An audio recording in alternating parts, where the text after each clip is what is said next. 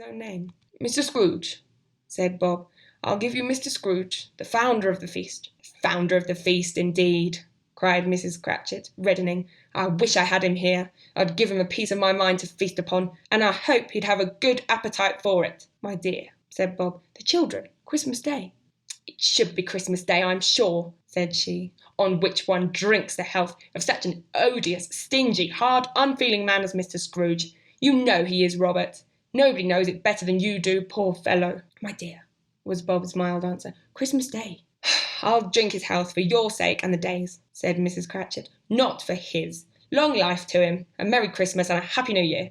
He'll be very merry and very happy, I have no doubt." The children drank the toast after her. It was the first of their proceedings which had no heartiness in it. Tiny Tim drank it last of all, but he didn't care twopence for it. Scrooge was the ogre of the family. The mention of his name cast a dark shadow on the party, which was not dispelled for full 5 minutes.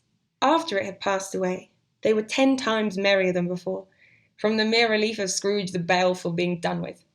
Bob Cratchit told them how he had a situation in his eye for Master Peter, which would bring in, if obtained, full 5 and 6p weekly.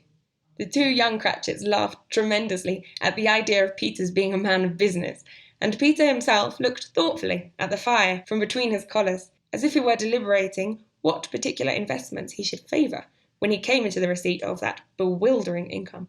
Martha, who was a poor apprentice at a milliner's, then told them what kind of work she had to do, and how many hours she worked at a stretch, and how she meant to lie abed tomorrow morning for a good long rest, tomorrow being a holiday she passed at home.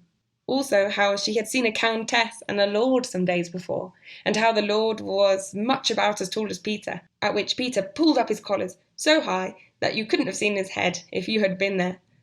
All this time the chestnuts and the jug went round and round, and by they had a song about a lost child travelling in the snow from Tiny Tim, who had a plaintive little voice, and sang it very well indeed. There was nothing of high mark in this. They were not a handsome family. They were not well dressed. Their shoes were far from being waterproof. Their clothes were scanty. And Peter might have known, and very likely did, the inside of a pawnbroker's.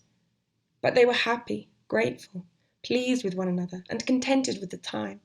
And when they faded, and looked happier yet in the bright sprinklings of the spirit's torch at parting, Scrooge had his eye upon them, and especially on Tiny Tim, until the last. By this time it was getting dark, and snowing pretty heavily, and as Scrooge and the spirit went along the streets, the brightness of the roaring fires in the kitchens, parlours, and all sorts of rooms were wonderful. Here the flickering of the blaze showed preparations for a cosy dinner, with hot plates baking through and through before the fire, and deep red curtains ready to be drawn to shut out cold and darkness.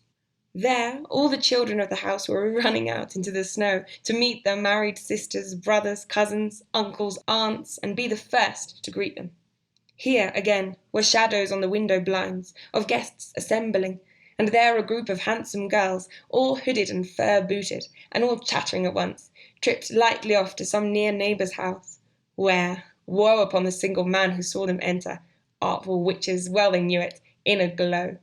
But if you had judged from the numbers of people on their way to friendly gatherings, you might have thought that no one was at home to give them welcome when they got there, instead of every house expecting company, and piling up its fires half chimney high.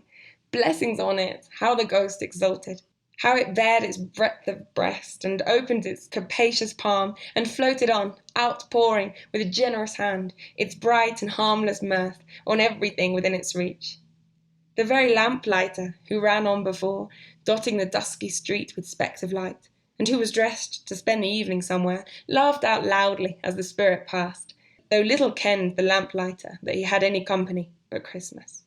And now, without a word of warning from the ghost, they stood upon a bleak and desert moor, where monstrous masses of rude stone were cast about, as though it were the burial place of giants, and water spread itself wheresoever it listed, or would have done so but for the frost that held it prisoner, and nothing grew but moss and furze and coarse rank grass. Down in the west the setting sun had left a streak of fiery red, which glared upon the desolation for an instant like a sullen eye, and frowning lower, lower yet, was lost in the thick gloom of darkest night. "What place is this?" asked Scrooge. "A place where miners live, who labour in the bowels of the earth," returned the spirit. "But they know me, see." A light shone from the window of a hut, and swiftly they advanced towards it. Passing through the wall of mud and stone, they found a cheerful company assembled round a glowing fire.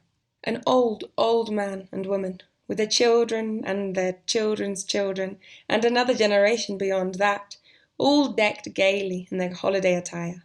The old man, in a voice that seldom rose above the howling of the wind upon the barren waste, was singing them a Christmas song. It had been a very old song when he was a boy, and from time to time they all joined in the chorus. So surely as they raised their voices, the old man got quite blithe and loud, and so surely as they stopped, his vigour sank again. The spirit did not tarry here, but bade Scrooge hold his robe, and passing on above the moor, sped whither? Not to sea, to sea. To Scrooge's horror, looking back, he saw the last of the land, a frightful range of rocks behind them, and his ears were deafened by the thundering of water as it rolled and roared and raged among the dreadful caverns it had worn, and fiercely tried to undermine the earth. Built upon a dismal reef of sunken rocks, some league or so from shore, on which the waters chafed and dashed the wild year through, there stood a solitary lighthouse. Great heaps of seaweed clung to its base, and storm-birds, born of the wind, one might suppose, as seaweed of the water, rose and fell about it, like the waves they skimmed.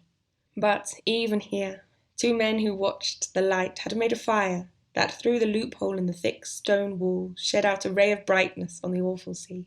Joining their horny hands over the rough table at which they sat, they wished each other Merry Christmas in their can of grog, and one of them, the elder two, with his face all damaged and scarred with hard weather, as the figurehead of an old ship might be, struck up a sturdy song that was like a gale in itself.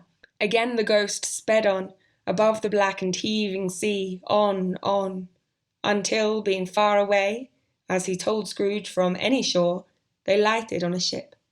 They stood beside the helmsman at the wheel, the lookout in the bow, the officers who had the watch, dark, ghostly figures in their several stations, but every man among them hummed a Christmas tune, or had a Christmas thought, or spoke below his breath to his companion of some bygone Christmas day, with homeward hopes belonging to it. And every man on board, waking or sleeping, good or bad, had had a kinder word for one another on that day than on any day in the year, and had shared to some extent in its festivities, and had remembered those he cared for at a distance, and had known that they delighted to remember him. It was a great surprise to Scrooge, while listening to the moaning of the wind, and thinking what a solemn thing it was to move on through the lonely darkness over an unknown abyss, whose depths were secrets as profound as death.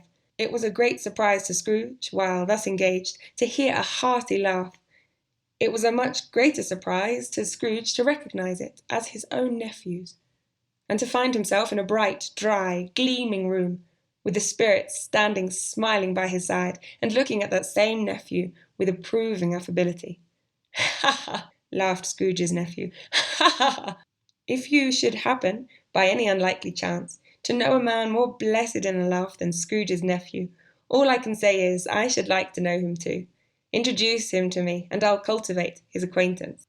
It is a fair, even-handed, noble adjustment of things, that, while there is infection and disease and sorrow, there is nothing in the world so irresistibly contagious as laughter and good humour." When Scrooge's nephew laughed in this way, holding his sides, rolling his head, and twisting his face into the most extravagant contortions, Scrooge's niece, by marriage, laughed as heartily as he, and their assembled friends, being not a bit behind, roared out lustily, "Ha ha! Ha ha! He said that Christmas was a humbug, as I live," cried Scrooge's nephew. "He believed it too." "More shame for him, Fred," said Scrooge's niece indignantly. "Bless those women. They never do anything by halves. They are always in earnest." She was very pretty, exceedingly pretty, with a dimpled, surprised-looking, capital face, a ripe little mouth that seemed made to be kissed, as no doubt it was, all kinds of good little dots about her chin that melted into one another when she laughed, and the sunniest pair of eyes you ever saw in any little creature's head. Altogether she was what you would have called Provoking, you know. But satisfactory, too. Oh, perfectly satisfactory. He's a comical old fellow, said Scrooge's nephew. That's the truth, and not so pleasant as he might be. However, his offences carry their own punishment, and I have nothing to say against him. I'm sure he is very rich, Fred, hinted Scrooge's niece. At least, you always tell me so. What of that, my dear? Said Scrooge's nephew. His wealth is of no use to him. He don't do any good with it. He don't make himself comfortable with it.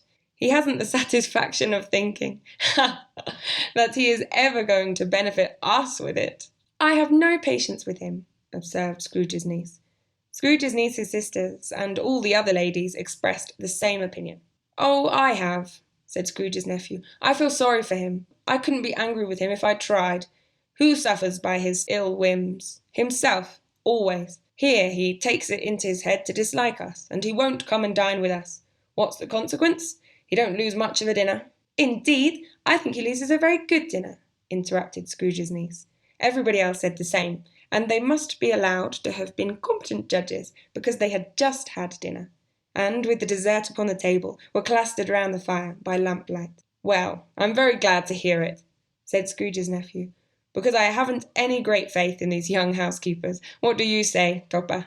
Topper had clearly got his eye upon one of Scrooge's niece's sisters, for he answered that a bachelor was a wretched outcast who had no right to express an opinion on the subject.